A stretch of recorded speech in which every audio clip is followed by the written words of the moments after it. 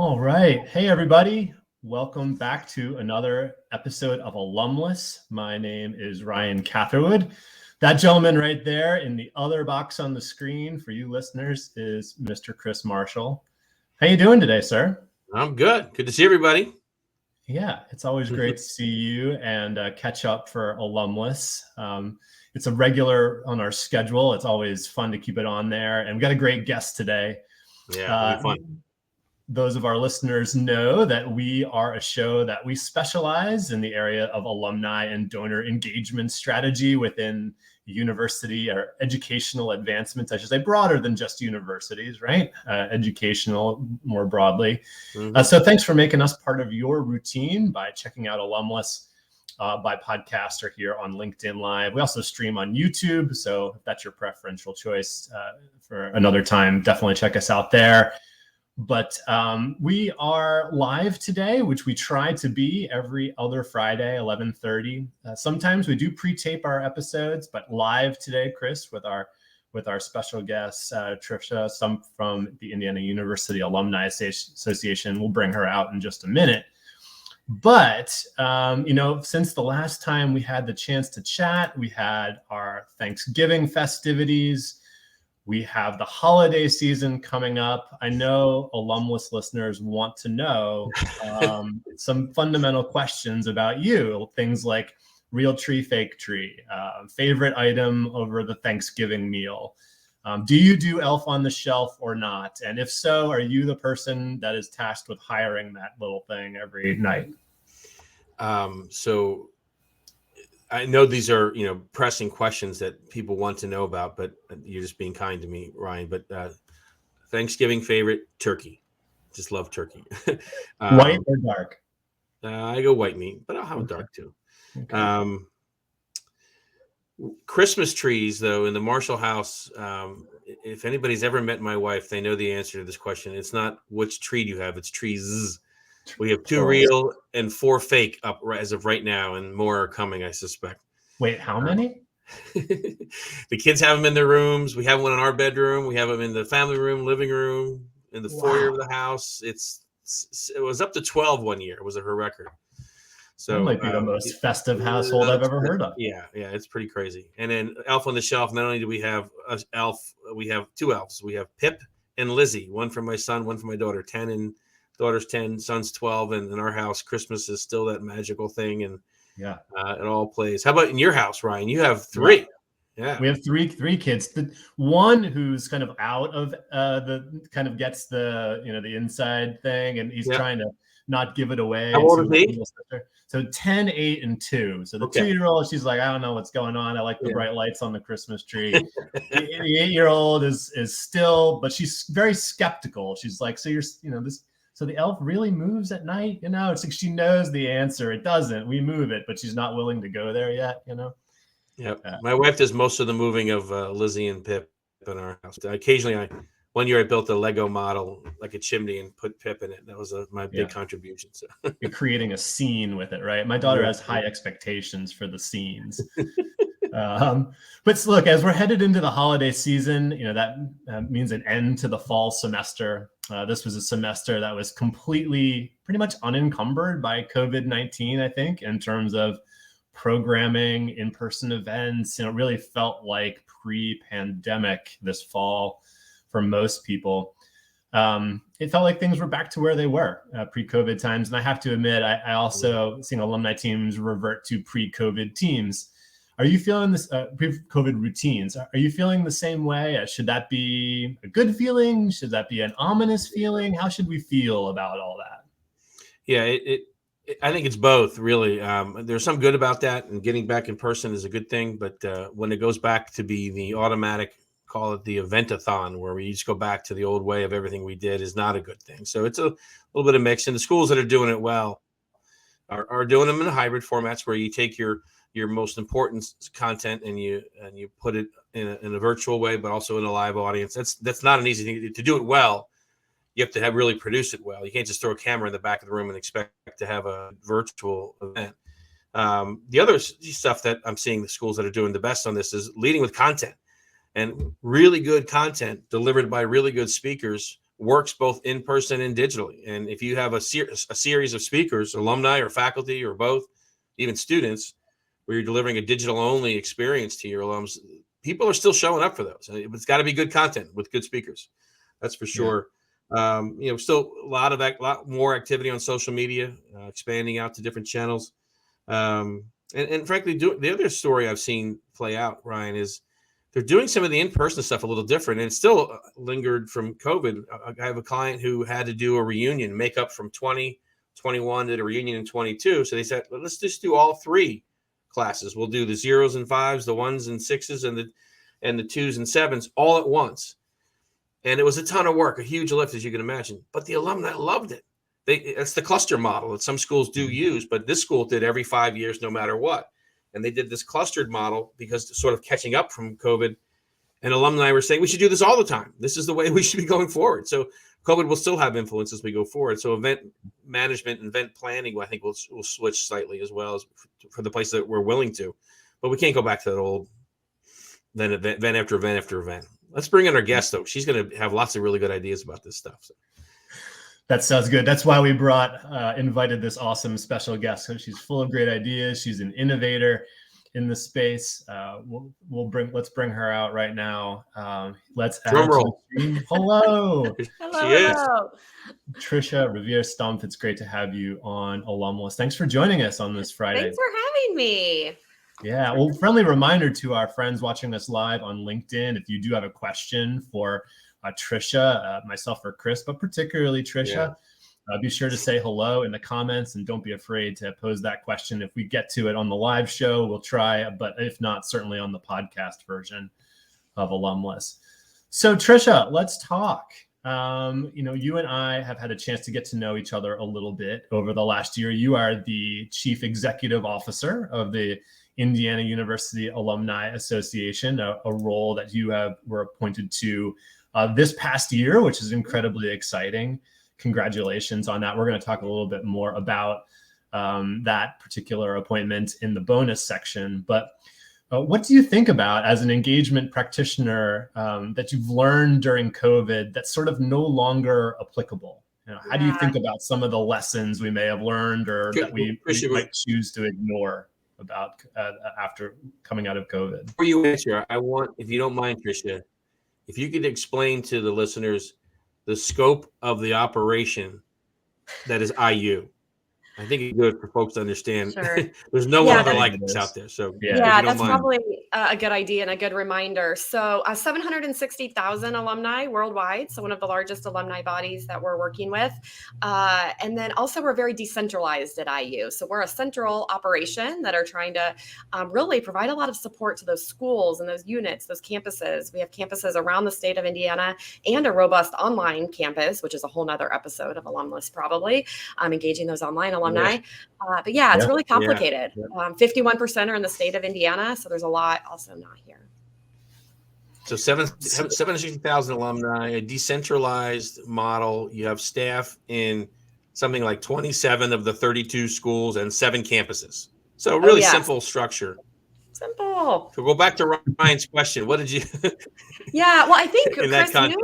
you hit it right on the head, and a lot of things that we've been talking about here. We're in the relationship business, so those handshakes and the hugs that we thought pre-COVID, but we can do it on Zoom, and I think we can be successful virtually. And a lot of us, I think, got a lot more confident in that space during the pandemic. And then there was that talk, like Ryan said, of hybrid events and how we can do it both, and we can do all of it. We can do it in person and virtual.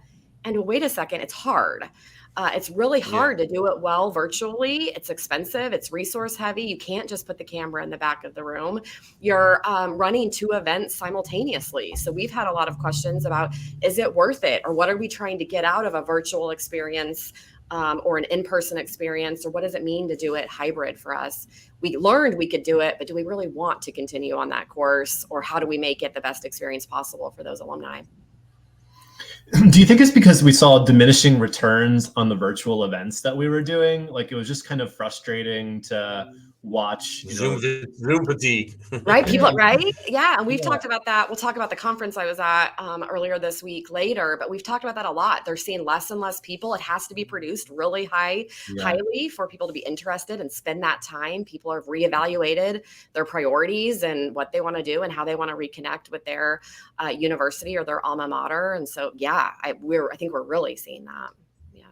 Well, Chris and I have had the chance to work with you over the last little while as partners with CMAC, and so we know quite a few of the interesting organizational changes that you've been making there at the IUAA, but perhaps you could share a bit more about your relationship, your partnership with the Indiana University Foundation, led by our friend JT Forbes, and also, how are you thinking about the idea of building an integrated advancement model, what we've sort of framed our show around this week? Yeah. So again, it's complicated at IU. So we're a 501c3 at the association. We're also part of, Department of Indiana University. And then we also have the IU Foundation that works to maximize private philanthropy and private support for Indiana University.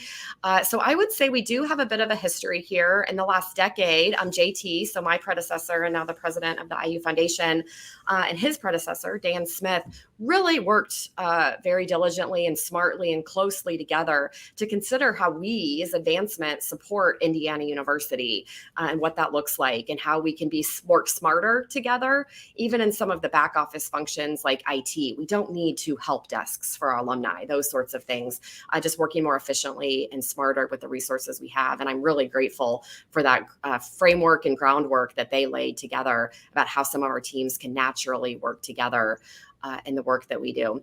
So more recently, just in the past 6 months, we have brought together our marketing teams as well as our annual giving team under one umbrella. So 3 different teams across 2 organizations to kind of dream big dreams together about how we work together and how we really importantly, stay focused on our constituents.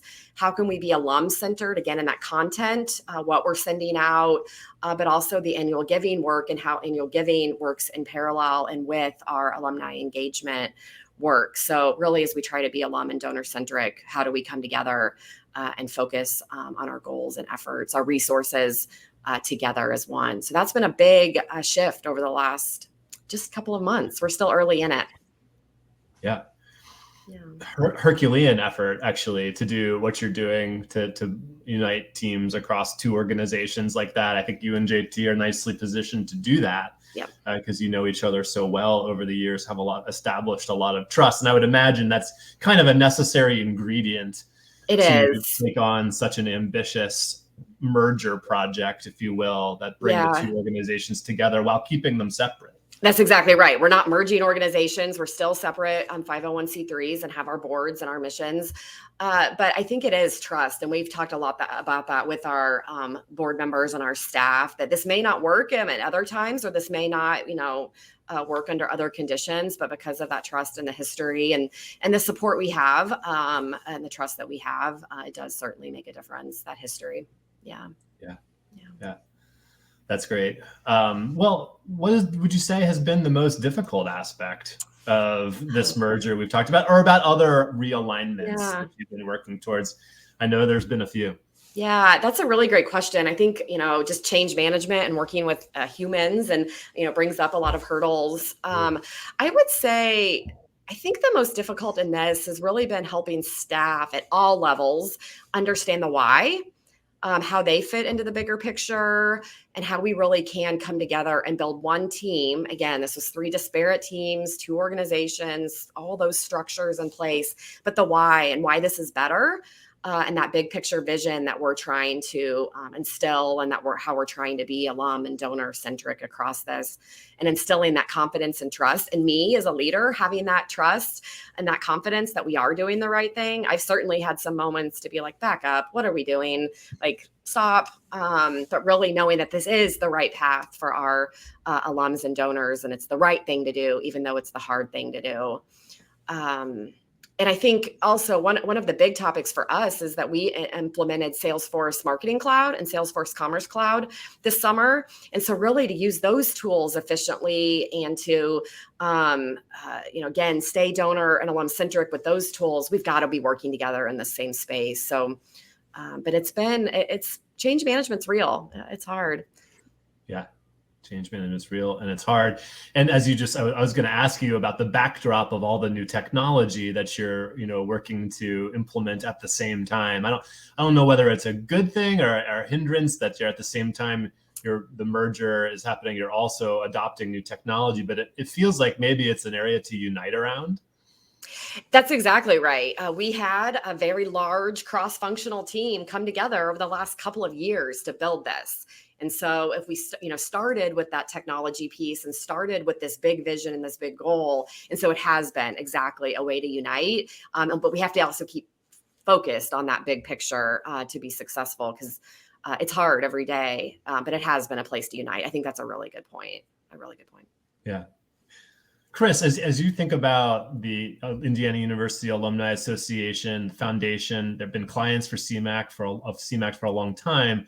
How would you describe the transformation that you've witnessed occurring there, and what makes the work JT and Tricia are doing so unique amongst the others that you work with?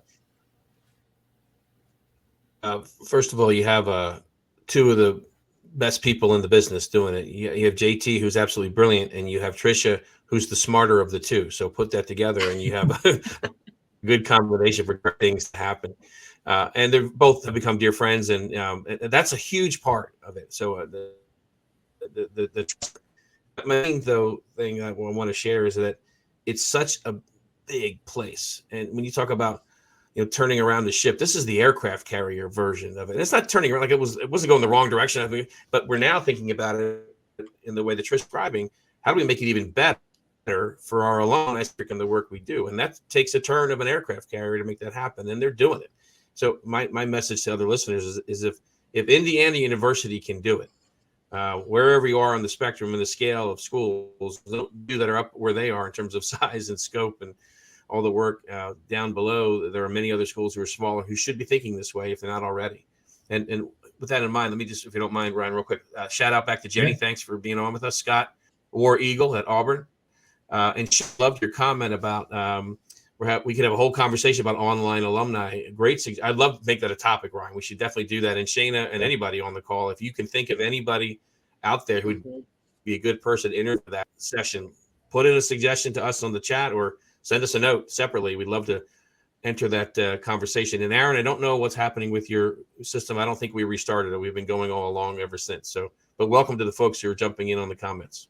Ryan, take it over. However, it's entirely possible that there was a glitch in the feed from StreamYard to LinkedIn, and it may have started over, but we'll know none the better. And I think it has done something like that once before. The video plays back fine, but sometimes the feed live stream onto social media platforms is not perfect.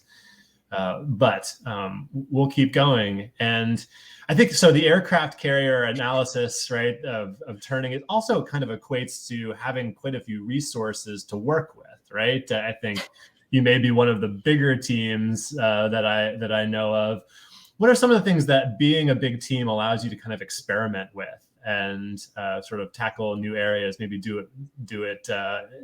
explore new areas for engagement that others don't have the option for? That's a really good question, because it's interesting. Well, we do have a big team. We have about 55 centrally, so that's a lot. But we always say we don't have enough, and we don't have. So it's interesting. We all experience that no matter what our size is. We never have enough, I think.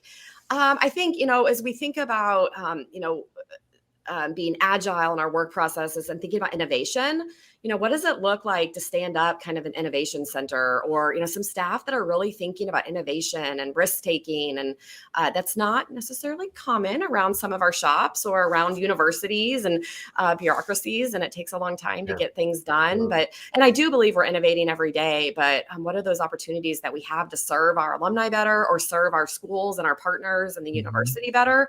And how can we really think about innovation in a different way? And also reporting. I feel very, very, very fortunate fortunate to have a team of people that are thinking about reporting, whether that's, quarterly metrics or strategic plan metrics, that some of those things that get, sometimes quickly overlooked, or we don't think about the resources that it takes to do that reporting. I feel very fortunate to have a team of people. And again, this is also across both organizations. So we're looking at an advancement reporting function that comes together because, again, we're all working in the same space together.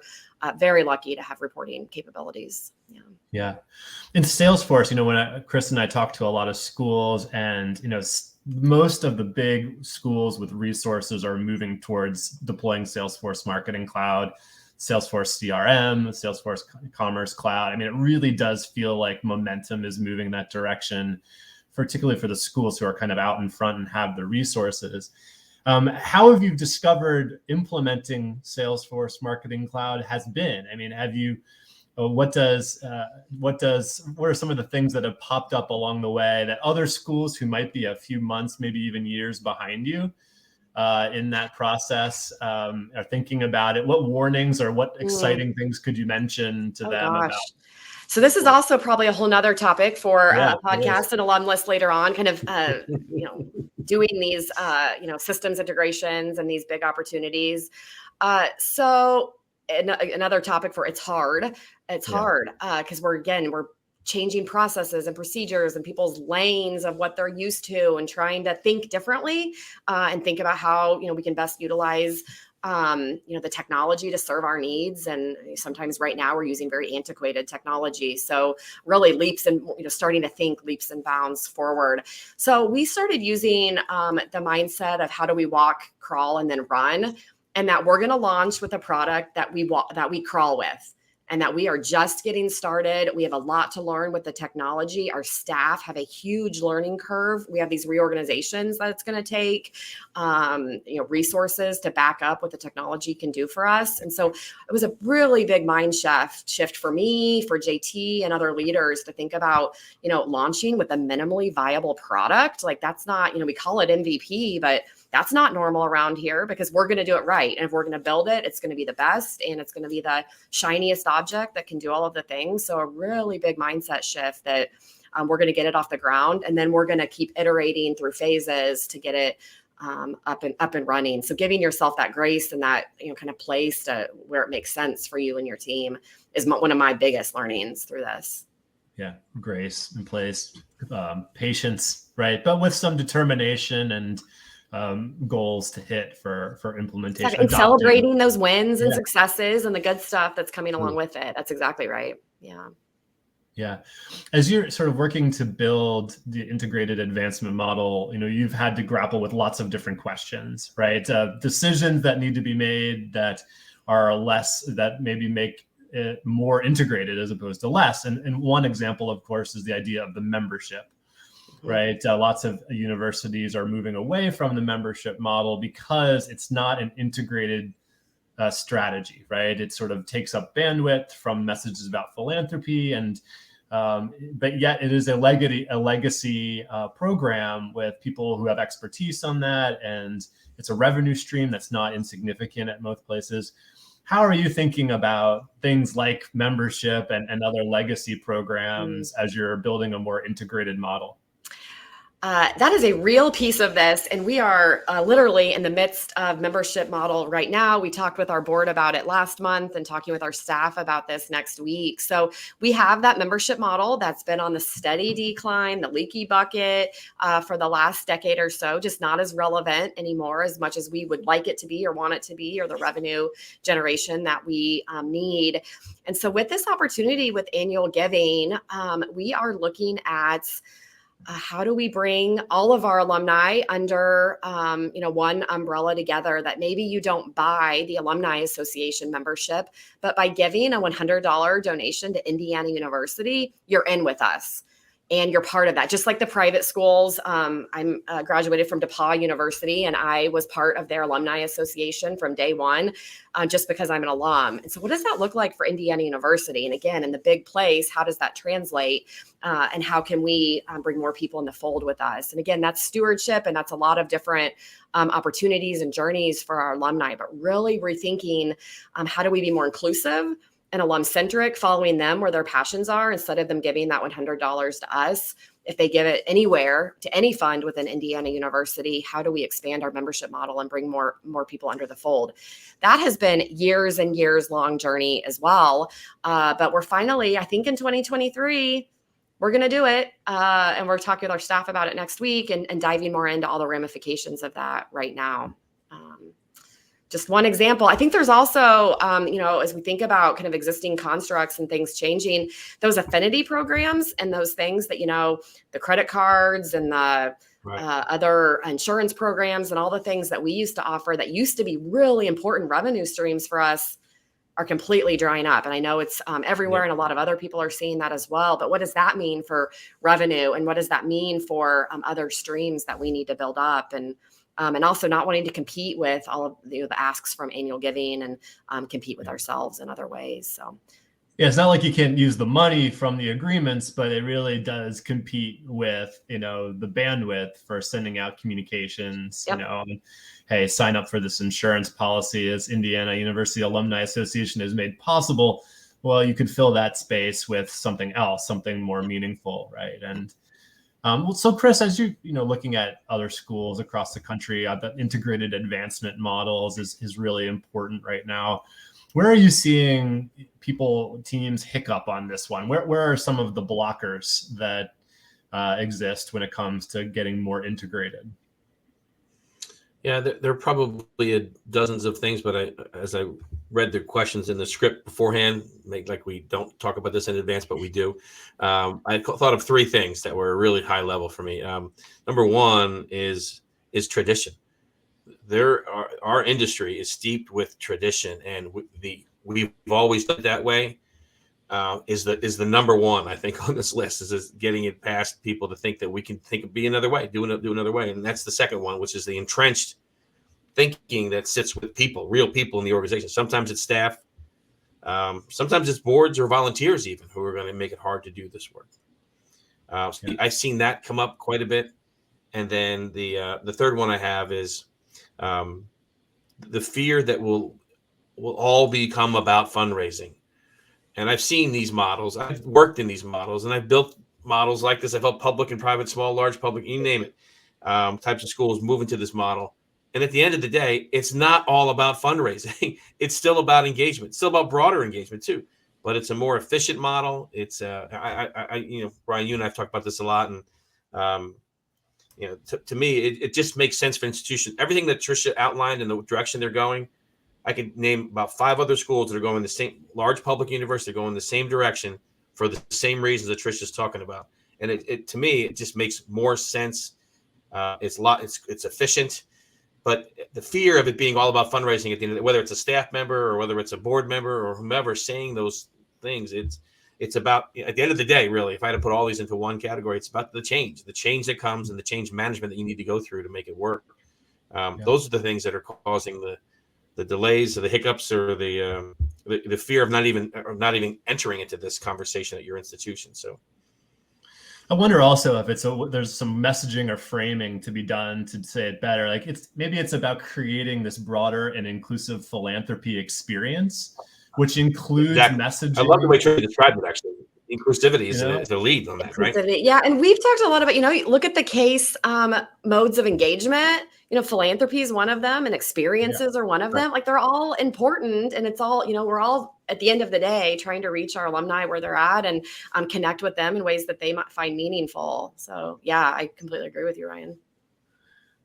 So much more to talk about, and we're going to do that on the podcast, the bonus section of our podcast, because it is hard to believe that we have already spent 30 minutes talking with Tricia. Time goes by really fast. But Chris, maybe you could tee up our next guest before we sign off the live show.